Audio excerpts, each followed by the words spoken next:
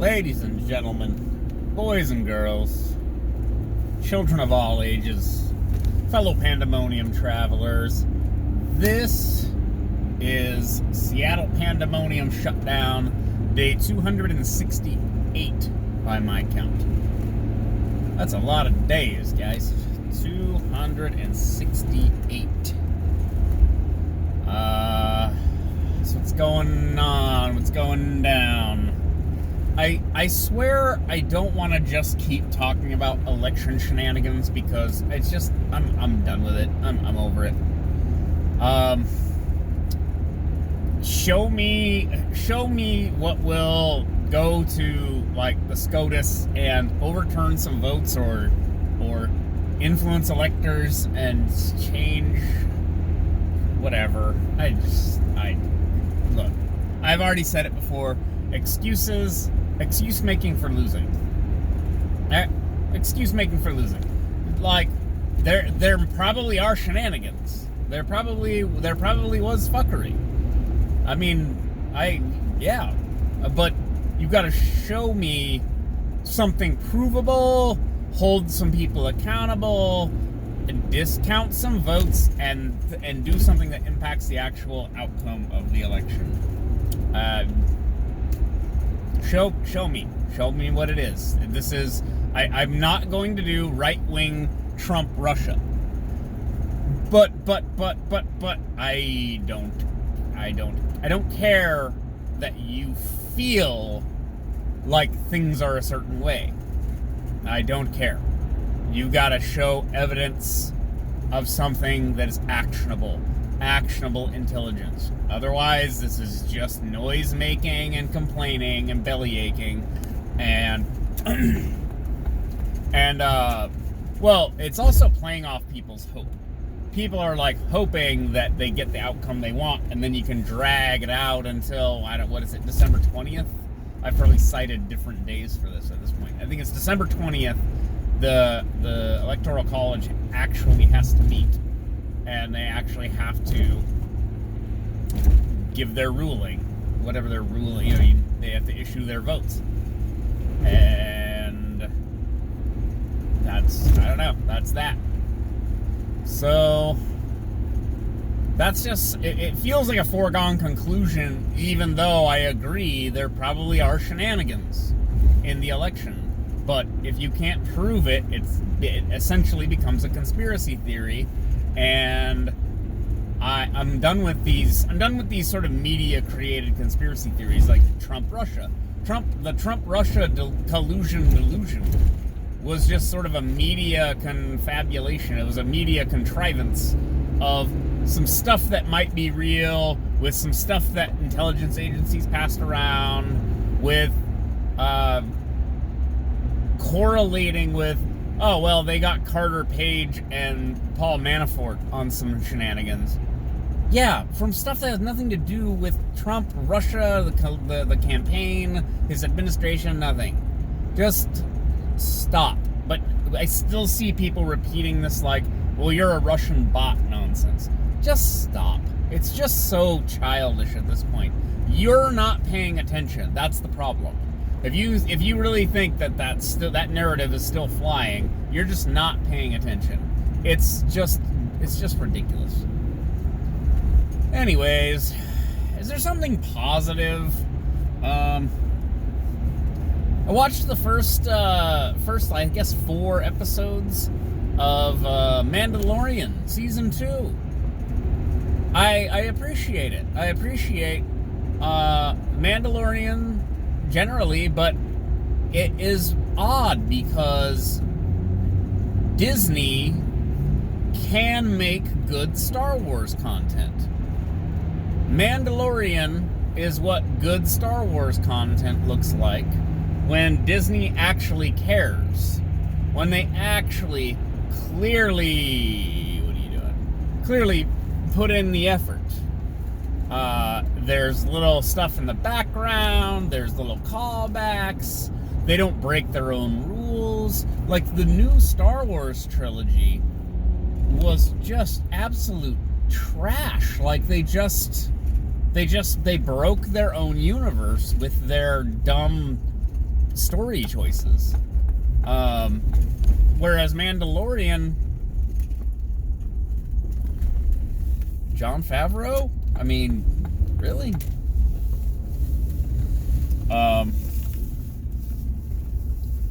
It's at least internally consistent, and as far as I can tell, hasn't violated fundamental Star Wars like lore and rules. Also saw that trailer for the what is it? Lego Star Wars. And this Lego Star Wars looks schizophrenic. It's basically just every Star Wars thing just shoved into one movie, which at this point is fine. Okay, fine. The Lego Star Wars movie, or the Lego movies, are kind of like cheeky. At least they're kind of like memorable. There's like little quippy things and like, you know, cute little references and stuff. So maybe they'll do a good job. But like the new trilogy Star Wars are terrible.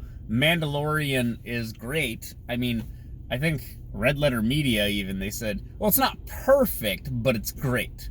Like it's really enjoyable. When that droid broke that stormtrooper's arm, I laughed so hard. I loved it. I was like, thank you.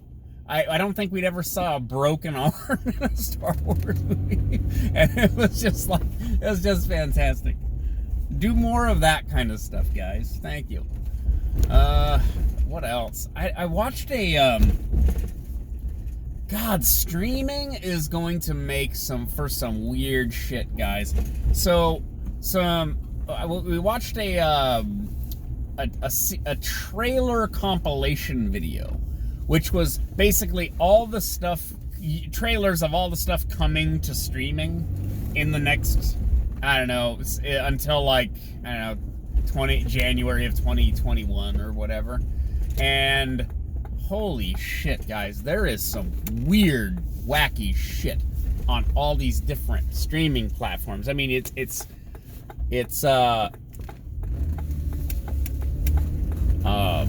HBO Max has some weird shit coming to it. There was like some, look, it's not all great, okay? I'll just say that. There's some video game, God, like the trailer was tedious.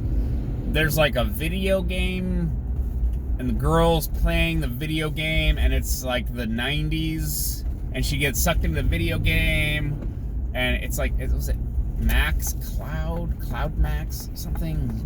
I don't even remember what it's called. It was so corny and so dumb that it was just like, like this got greenlit? Yikes. There's some like, they're releasing the Snyder Cut of Justice League on HBO something. I don't care. I'm not interested in this. I'm interested in another season of Motherland Fort Salem. That was a fun show. I liked watching that show. I'd like more of that. There's a second season, allegedly, of Black Summer. So Black Summer was the one of the only good zombie shows I've seen. It was on Netflix, like, I don't know, a year ago, I guess, from the before time. Scary zombies, intense action, believable response from people. In the show, people being resourceful, learning to trust each other, all that kind of good stuff. Decent zombie content. And it's hard to get good zombie content because you know, Walking Dead was trash. It's been trash since like episode 2. It just took people like 5 years to figure it out. Yeah, so second season of Black Summer. Allegedly, there's another season of Motherland coming. Yeah, no, that Snyder Cut preview. Like, so they showed like a trailer of like the Snyder Cut coming to, I think it was HBO Max, and it was just kind of like, okay, it's, yeah, I see Wonder Woman and Batman, and ugh. There looked like there was a good there was a good-looking Batman animated program coming.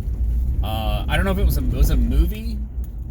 I don't remember what it was. It wasn't Mask of the Phantasm. It was I don't know. It just looked good. It looked good.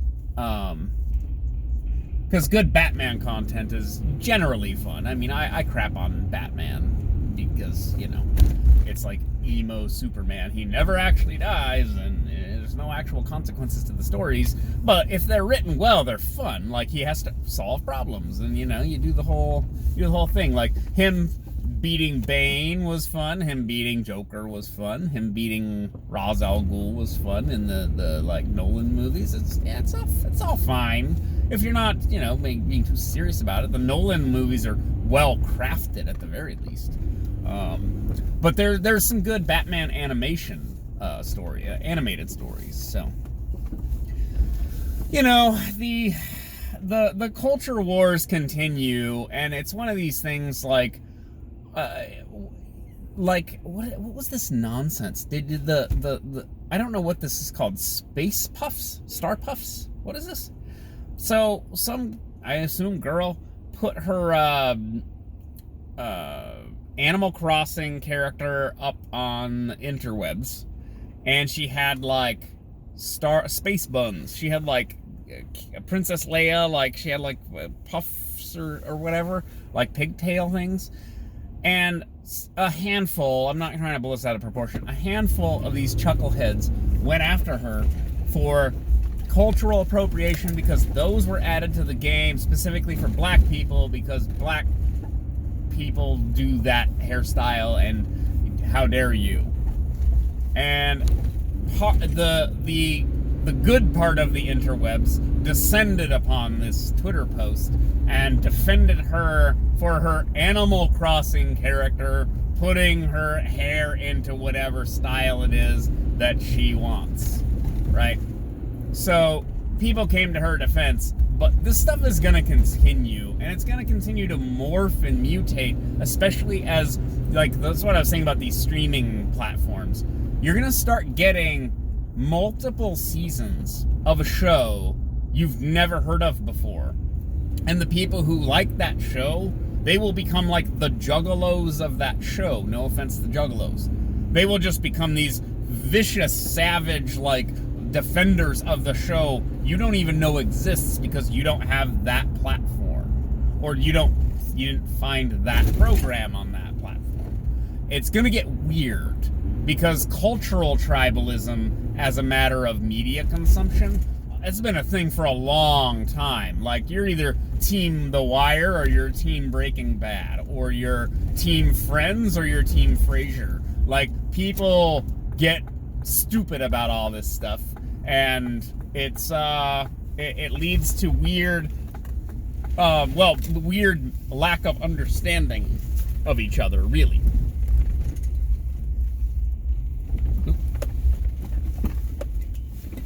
Well, that's enough from me for, what is this, Tuesday? Oh my god. That's enough for me for a Tuesday. It's December 2020. I will talk to you guys later. Bye.